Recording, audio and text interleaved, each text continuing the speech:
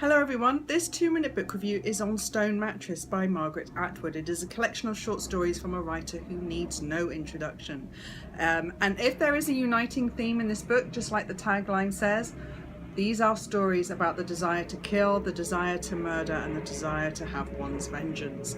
And such is Margaret's imagination that the range and diversity of the short stories included in this book are amazing.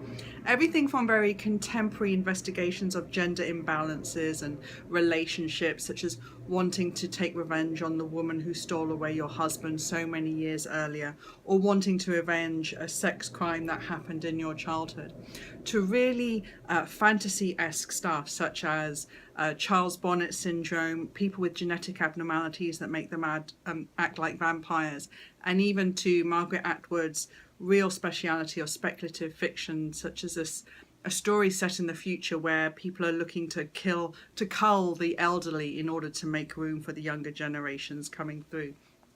Such is the writing in this that every single one of these short stories was absolutely gripping, and though they are perfectly formed as short stories, there were a few that I really wish could have been extrapolated out into long form. But of course, that is the great love of being a reader, is that your own imagination then takes over and you imagine all these various subplots and how they sort of progress after the events in the short stories.